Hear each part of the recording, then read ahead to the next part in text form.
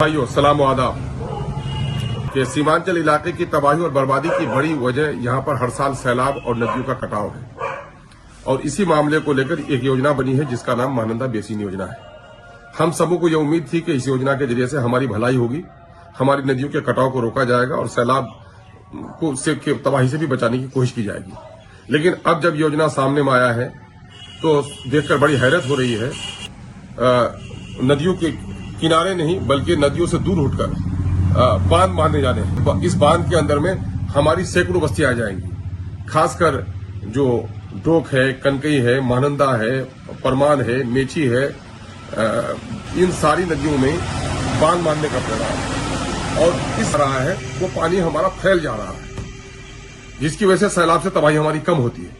लेकिन बांध बांधने के नीचे आ जाएंगी, पानी का फैलना मुश्किल हो जाएगा। नतीजा होता है कि 1 मीटर पानी अगर आता है तो वो 3 मीटर कहीं 4 मीटर हो जाएगा और हमारी बस्तियां डूब जाएंगी। और खुदा न खास्ता ये बांध कहीं टूट जाए, कहीं कोई काट दे बदमाशी करके, तो फिर उससे हमारी न जाने कितनी छोटी नदियां निकल जाएंगी और कितनी बस्तियां तबाह हो जाएंगी। इससे हमारी बर्बादी का अंदेशा है। सबसे बेहतर यह होता कि हमारी नदियों में सैलाब को तो एक प्राकृतिक मामला, कुदरती मामला है, उस पर बहुत ज्यादा सरकार कंट्रोल नहीं कर सकती, लेकिन कटाव के मामले में अगर बोल्डर पिच कर दिया जाए हमारी नदियों के किनारे को तो इससे हमें ज्यादा फायदा होता। इसी मुद्दे को लेकर के हम लोगों ने असेंबली में भी बात उठाई, मुख्यमंत्री को भी लिख करके दिया, जल संसाधन मंत्री को भी लिख करके दिया, ऑफिसर्स को दिया, इंक्वायरी हुई, लेकिन सरकार बजीर है। अभी 200 किलोमीटर में बांध बांधना है फेज 2 में और लगभग 1800 करोड़ का टेंडर भी हो चुका है। अंदेशा है कि जिस तरह से तीस्ता कैनाल के मामले को लेकर के बंगाल में खाओ पिकाओ अभियान चल रहा है, यह भी खाओ पकाओ अभियान होगा और हमारी बर्बादी भी होगी। इसलिए हम सबों ने मिलकर इस पर कोशिश की है और हाजी अब्दुल समान साहब एक्स में एमएलए बायसी ने इस पर पहल किया है।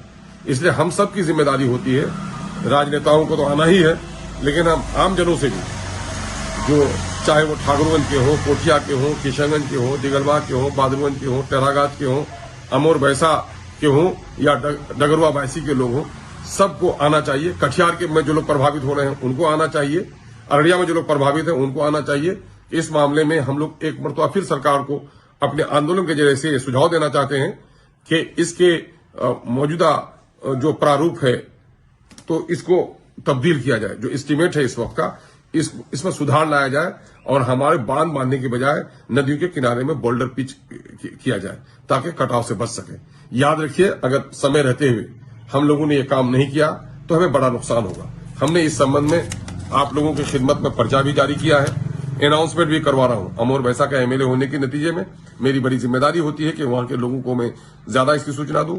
मैंने ये काम करवाया है। हम उम्मीद करते हैं कि कल आप तमाम तर मसरूफियात को तीज कर, कल संडे है, शादी है, ब्याह है, मंसूब है, हम लोग उसी में उलझ के रह जाते हैं। सब काम को छोड़कर कल आप आइए और इस प्रोग्राम को सफल बनाइए। यकीन जानिए, जमहूरियत में तादाद की बड़ी अहमियत होती है। तादाद हो और आवाज न हो तो मारे जाएंगे, और आवाज हो और पीछे तादाद न हो तो फिर बेवजन हो जाएंगे। कल आइए और इस योजना के बारे में एक सुधार का प्रस्ताव सरकार को देकर प्रयास करने में सहयोग कीजिए। हम उम्मीद करते हैं आप अपनी तमाम तर मसरूफियात को छोड़कर कल दिन के 10 बजे चरिया मैदान बायसी में हाजिर होकर इस मौजूदा वक्त के इस योजना के प्रारूप के खिलाफ अपनी आवाज को बुलंद करेंगे। आपका इंतजार है। अस्सलाम वालेकुम, आदाब। याद रखिए, तारीख की नजरों ने वो दौर भी देखे हैं, लम्हों ने खता की है, सदियों ने सजा पाई।